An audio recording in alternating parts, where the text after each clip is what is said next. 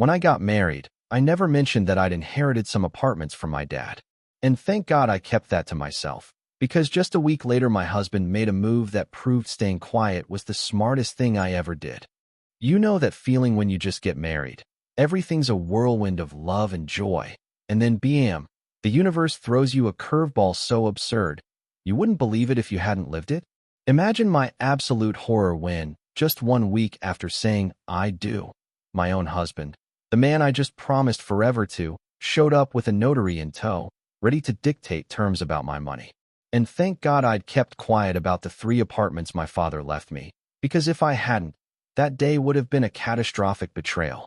It was barely 10 a.m., and the doorbell wouldn't quit. Who on earth is knocking this early? I mumbled, drying my hands, my newlywed bliss still heavy in the air. Mark and I had been reveling in our early days of marriage, staying up late, lost in each other. Morning still felt like the middle of the night. Before I could even fully open the door, there stood Mark, my husband, looking strangely formal, his jaw tight. Beside him, a nervous little man with a leather briefcase. Arthur Finch, the notary. Alara, Mark said, his voice flat, devoid of the usual affection. We need to talk. This is Arthur. We need to sort out a few things. My heart plummeted straight to my stomach. Sort out what? We'd been married for 7 days. Anxiety twisted inside me. I still hadn't told anyone about the inheritance. 3 properties, in different parts of the city, all from my incredible father, Richard. He'd always been a smart investor, quietly accumulating real estate. He'd left them to me with explicit instructions to keep it quiet, saying, "You never know how money changes people, Alara, especially in a new marriage. Keep your independence." I hadn't understood him fully then, but I was starting to. It wasn't about greed. I just hated how money tangled things up. More than anything, I wanted Mark to love me, not my real estate portfolio. And I certainly didn't want him to control it. "Good morning, Mark," I said, forcing a cheerful smile, ushering them into the apartment we now shared. "Come in, Arthur. Nice to meet you." My mind raced. Asterisk, what could this be about? A promissory note? A prenuptial agreement? Asterisk, my father's words echoed in my head. Mark immediately surveyed the apartment, a flicker of something I couldn't quite place in his eyes, then waved sharply. "Come on, Alara. Seat the guest." I scrambled, offering tea and cookies, basic hospitality battling with my rising panic. As I poured the tea, Mark didn't make small talk. He leaned forward. "Alara, as you know, my family has always been careful with finances. My parents instilled in me the importance of clear arrangements. Now that we're married, it's time to take care of some paperwork. We just want to avoid any future issues regarding property." He motioned to Arthur, who looked like he wanted to sink into the sofa. "Arthur has prepared some documents.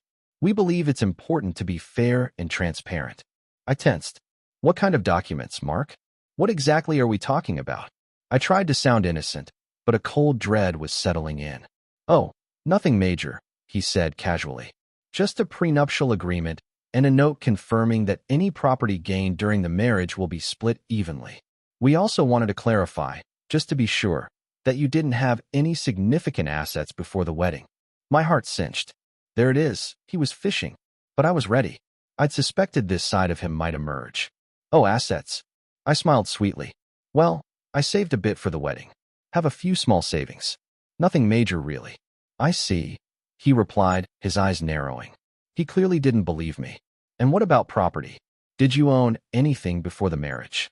My own husband is asking me this, I thought, but I just shook my head gently. "No, nothing serious. I used to live with my parents, that's all. My father has some property, but it's all tied up. He only gave me some family keepsakes." I bit my lip. My father did give me keepsakes, but he also signed over 3 apartments.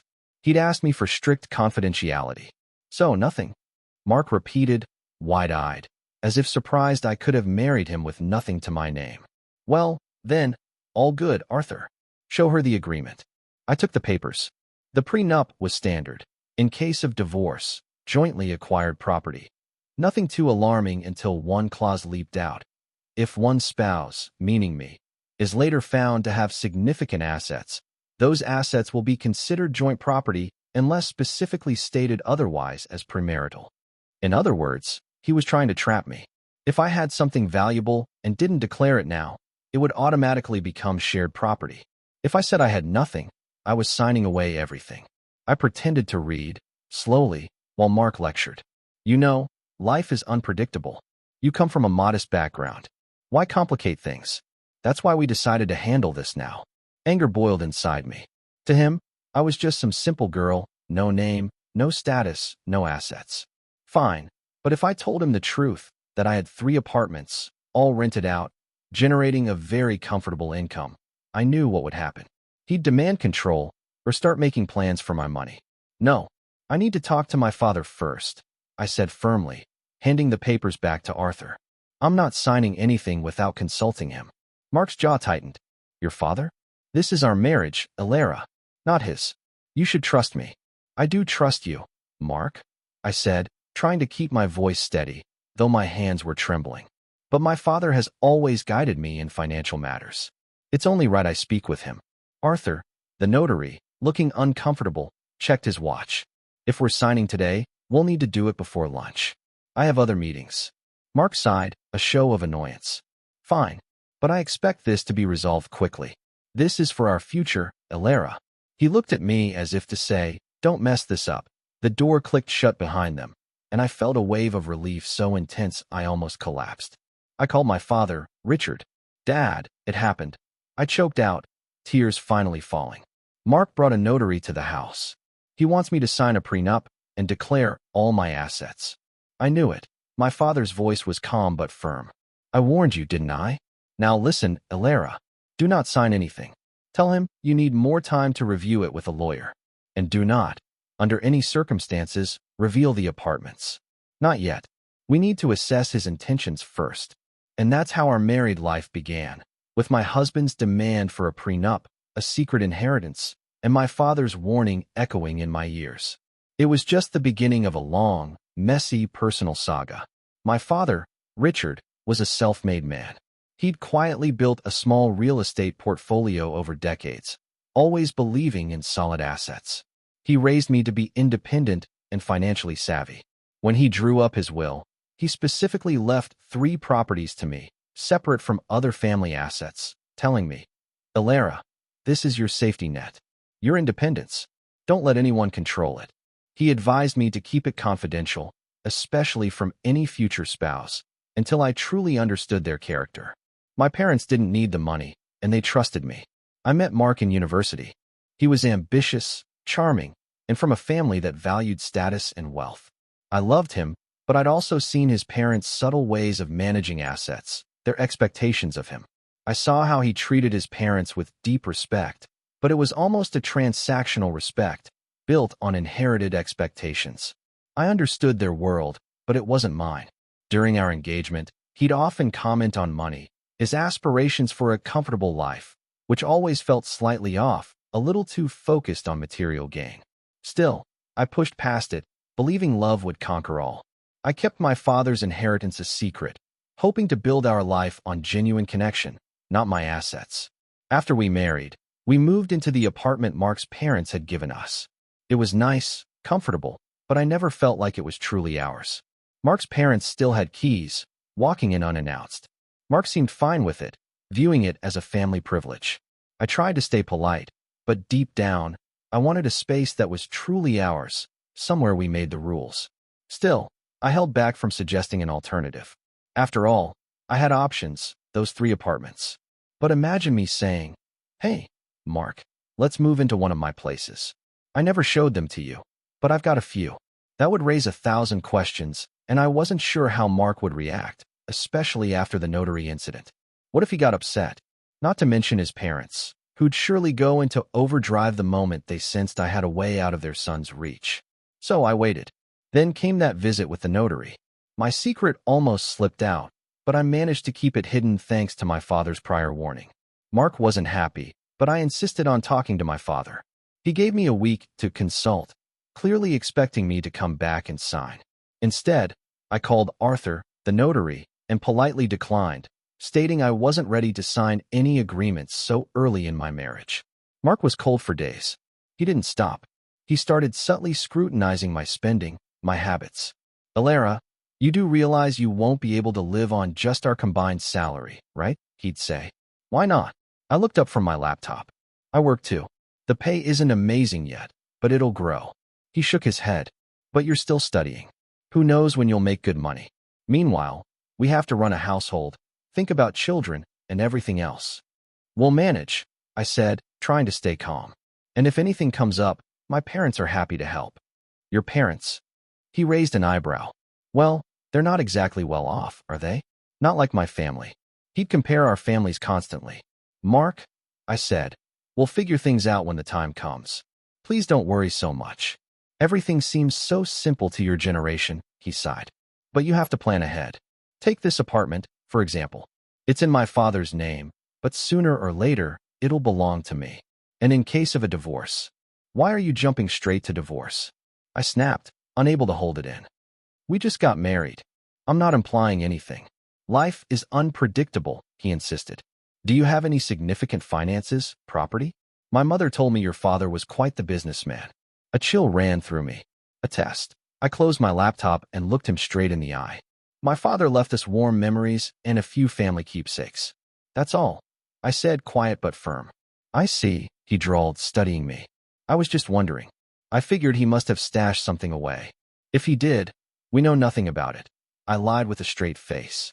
He studied me carefully, but I'd learned to answer these questions without flinching. Well, if you say so, he finally conceded, standing. But think about what I said. After he left, I let out a sigh of relief. Yet again, I was reminded. Telling him about the apartments would be like handing him a loaded weapon. A couple of months later, Mark's pressure changed tactics.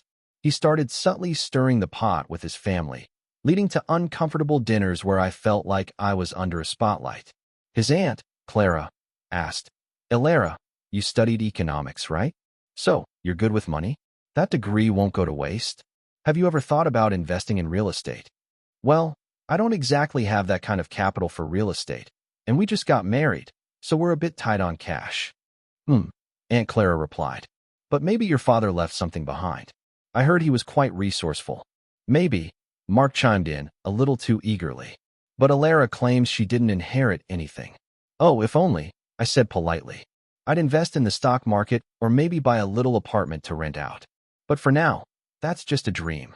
I felt a knot of resentment tighten in my chest. My own husband, pushing his family to corner me. One small victory wasn't enough to win the war. Mark was relentless. One of the apartments my father left me was in a high-end part of town. The others were modest, but this special one, my dad had renovated beautifully. I'd been renting it out, and the tenant was moving. I quietly contacted the realtor my father used. Then, pure coincidence or a setup, I still don't know. Mark's parents started talking about finding a bigger place. Mark mentioned Madison Avenue, where my luxury apartment was. Madison Avenue? That's an expensive area, his mother gasped. Yeah, but it's a good investment if you're thinking of upgrading, Mark said, a glint in his eye. I froze. Please don't let them come across my rental listing. But I was too naive. The realtor sent a photo of the apartment's gorgeous living room to a potential renter who apparently shared it with Mark's mother. She recognized the furniture. Worse, the address.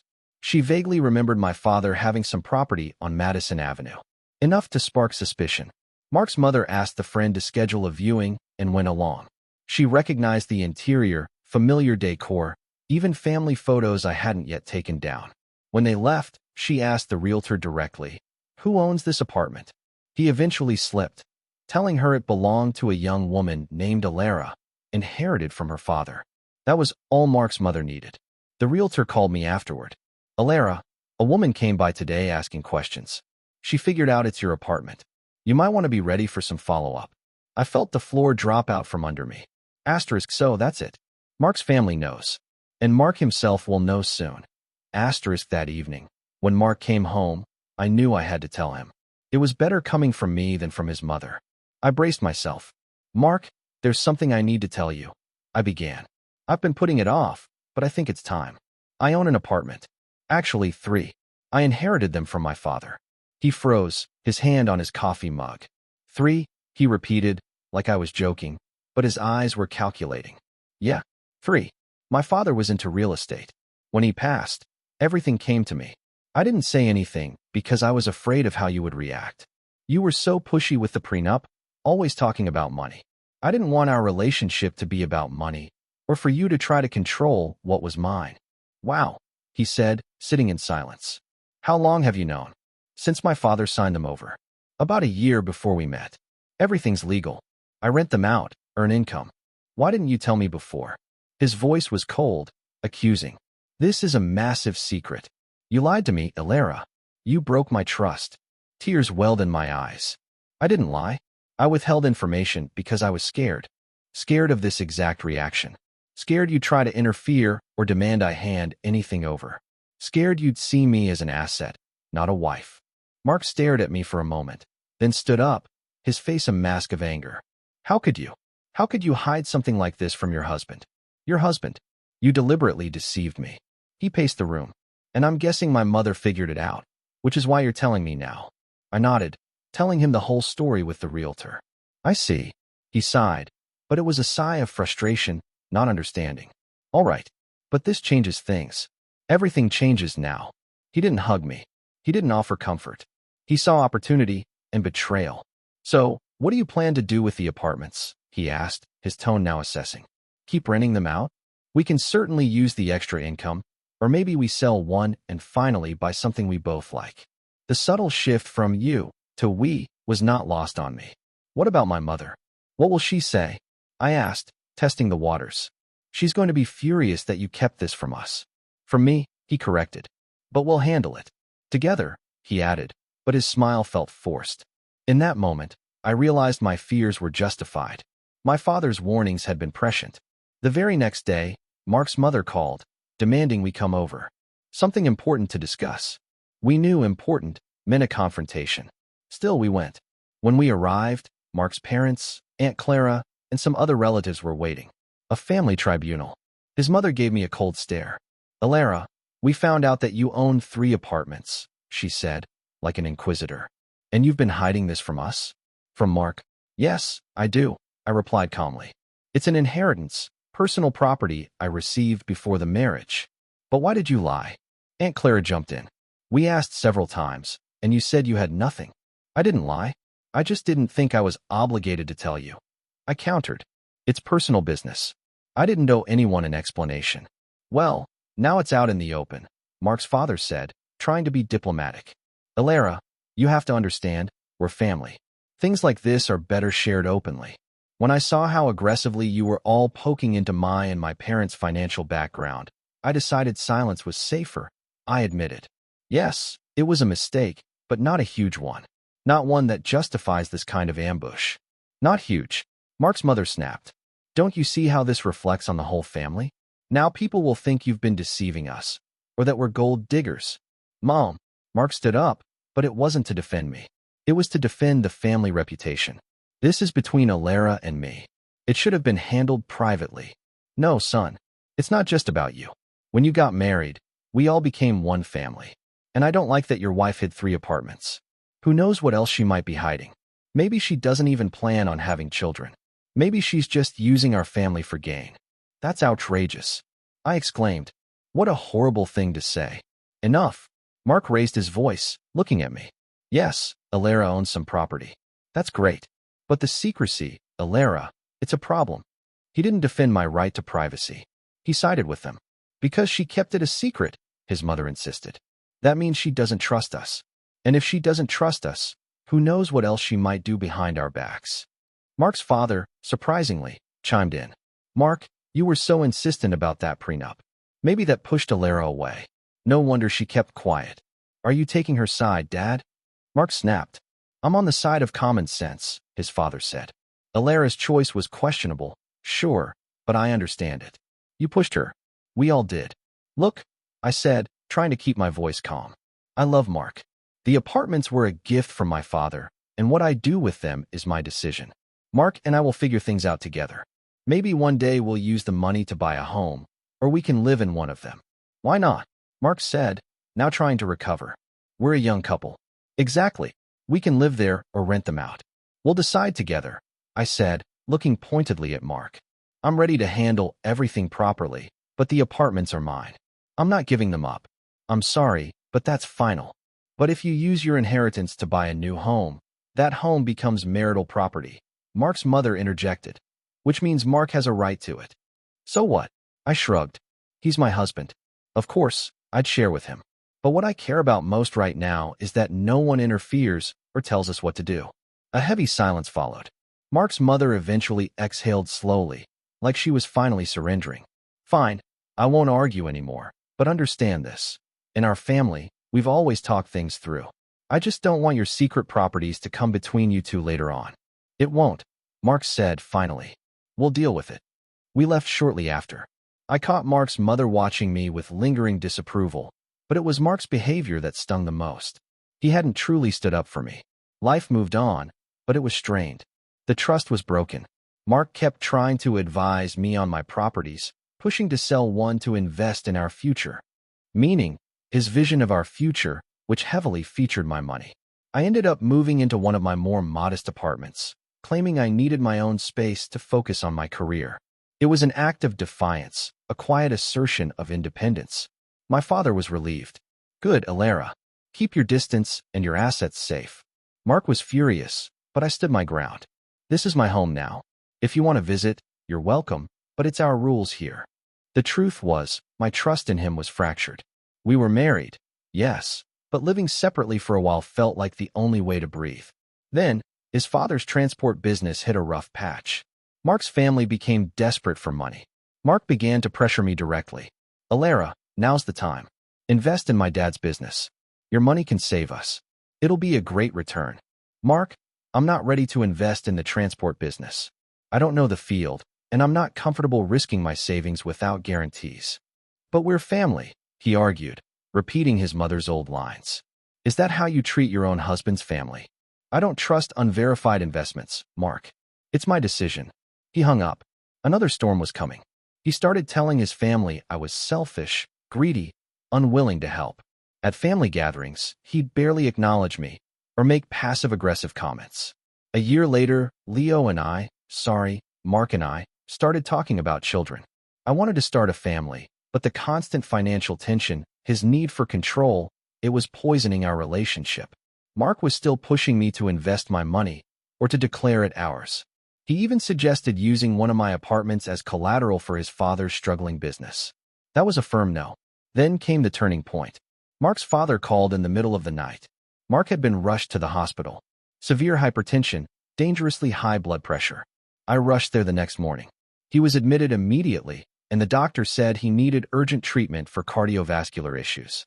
When I arrived, he looked pale, tears in his eyes. How are you, Mark? I asked gently, though my heart was a tangled mess of anger and concern. Not good, he whispered. The doctors say I need surgery on my arteries.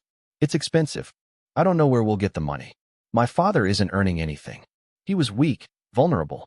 It was the first time I'd seen him truly helpless. $30,000 was no small sum, but not impossible for me. If I really wanted, I could dip into my savings. And now came the moment of truth. Was I ready to help the man who had tried to control my assets, who had accused me of lying, who had sided with his family against me? Could I rise above all that for the sake of his health and his life? I took a deep breath. We'll figure something out, I said softly. Don't worry. What do the doctors say? They want to do a bypass surgery. It'll cost nearly $30,000 plus rehab. He started crying again. We just don't have it. My heart ached. But I knew this time I wasn't going to ask for any repayment. That would just feel cruel. He was sick. I wasn't going to make him sign anything. There are no terms, I said quietly. We'll help. Health isn't something you turn into debt. Mark looked at me through tears. Alara, I don't know what to say. I've been so awful to you, and now you want to help. Yes, I do, I said. Because you're my husband. No matter how many arguments we've had, your life still matters to me. He broke down in tears, and it felt like everything was in them. Pain, fear, and perhaps regret. The doctors asked us to step out, saying he needed rest, and I promised we'd sort out the payment as soon as possible. On the way out of the hospital, I felt this deep sense of relief, intertwined with a profound sadness. No matter everything that had happened, I wasn't going to let him suffer just because he didn't have the money. Maybe, just maybe, this would finally soften his heart toward me. We paid for the surgery, and a week later, it was successfully done. Mark was moved to a regular room. The doctor said he'd need rehabilitation at a health resort next. He looked better, even though still weak. When my father and I came to visit him, he smiled weakly. Alara, Dad, thank you. Focus on getting better, Mark, I said. When you're out of here, let's try to build a more peaceful relationship. He nodded, and tears welled up again. I've been a fool, Alara. I let my family's obsession with money, with status, poison our marriage. I let it cloud my judgment. I'm so sorry. It's all behind us now, I said. Let's focus on getting you better. We talked for a little while longer, and for the first time, I felt like we were truly equals. Maybe he really had come to understand how wrong he'd been. My father, who had been quietly observing, put a hand on my shoulder. You did the right thing, Alara. It takes courage to forgive. He then looked at Mark. Son, I hope you've learned a valuable lesson about what truly matters. The next couple of months, Mark went through rehab. We paid for his stay at the sanatorium.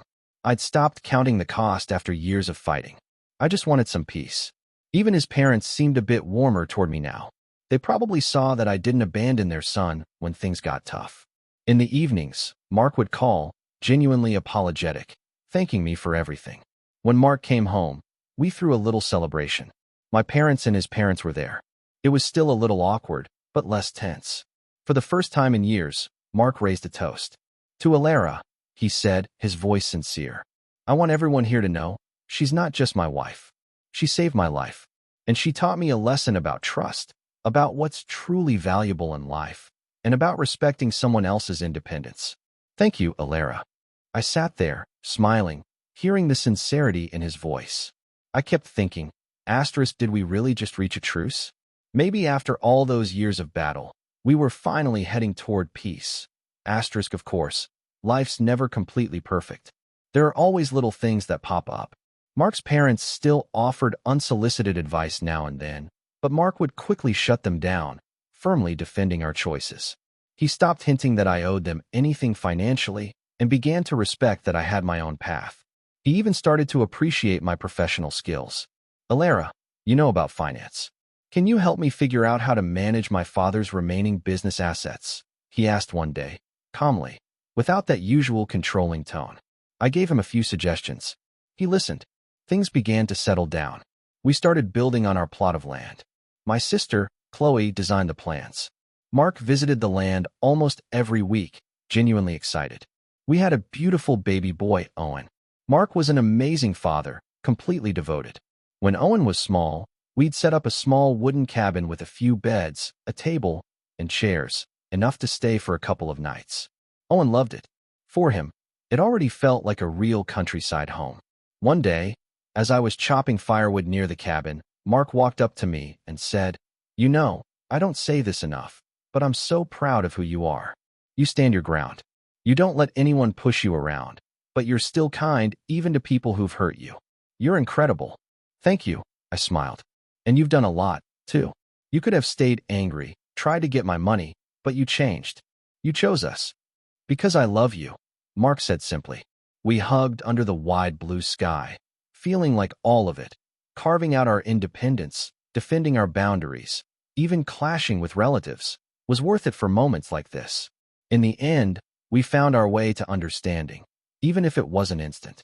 And now I often think back to that day when I was younger and far more naive, standing at the threshold of my new married life, hearing the doorbell ring and finding my husband on the doorstep with a notary. It's been 5 years since then, but it feels like a lifetime. I still tell myself, thank God I kept quiet back then, because if I had told him about the 3 apartments from the start, he would have done everything in his power to take control of my inheritance and my freedom. Our marriage might not have survived that kind of pressure so early. On the other hand, I've come to realize sooner or later the truth comes out. What really matters is having your spouse stand by you when it does. Mark's attempts to control my assets were doomed from the start.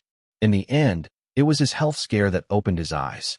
He saw who was really there for him, who was willing to help without conditions. And that finally changed his attitude toward me. Some might say the whole thing sounds like a fairy tale ending. But the truth is, life is messier than any novel. There are still new chapters ahead.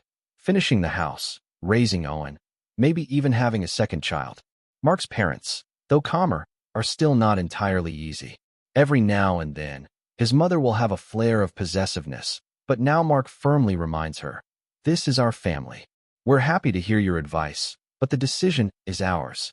The most surprising part is that after his surgery, Mark started talking to me about his own insecurities, about the pressure he felt from his family to be successful, and how he thought my money would solve everything. It's a shame it took me this long to realize, he said, looking out the window, as we sat in the kitchen having tea, Owen playing nearby. But thank you for giving me the chance to make things right. My heart softened, and I realized I was genuinely glad. Somehow, we had gone from being adversaries, or at least rivals, to being people who could talk, listen, and support each other when it mattered. As of now, life is calm. We're still living in one of my father's apartments, which has truly become our home. Meanwhile, we're slowly building on our plot of land. Owen goes to kindergarten. Mark picks him up sometimes, and they've found their own rhythm. No more notaries showing up at our door. No one's trying to tell me how to spend my money. And on my end, I support Mark and his family when I can, now out of love and choice, not obligation or fear. Most importantly, I learned to set boundaries and not let anyone cross them. That, I think, is the real outcome of this long story. My marriage to Mark was tested by fire, from my inheritance to his need for control and the way we made choices together. But we came through stronger, more united than ever. We share the same goal now: to live with love, raise our children, and build a home. My financial independence is still intact. I still rent out the last apartment, which gives me a safety net. Mark has come to see that what matters more is an honest relationship with me, built on trust and respect. That's the foundation we're trying to build on. Yes, we still see life differently, but the aggression and need to dominate are gone. Sometimes I think back to those early days after the wedding, the very beginning, when Mark showed up with a notary and demanded a prenup. I think how differently things could have turned out if I'd folded then, or if I'd fought back too hard. Thankfully, I had the sense to stay quiet at the right moment, to protect what was mine, and to find a balance between independence and keeping peace in my marriage. I suppose you could call this a happy ending. No fairy dust, just a good, real-life kind of ending, the kind that feels earned. Looking ahead, we're planning to lay the foundation for our house next year. If we manage the budget wisely, maybe in a couple of years, we'll have the walls and roof up. Or it might take longer, and that's okay. The main thing is we're doing it together, with no pressure from anyone. Sometimes I catch myself smiling, imagining us in our future home, sitting by the fireplace. Mark's parents are there, too, peacefully chatting with me about garden flowers. Maybe his mother will bake pies and tell Mark how sweet Owen was as a kid, while Owen rides his bike through the yard. No more notaries, no more ultimatums, just a family. Of course, life doesn't guarantee smooth sailing. New challenges will come. But I've learned the most important lessons. Protect your boundaries.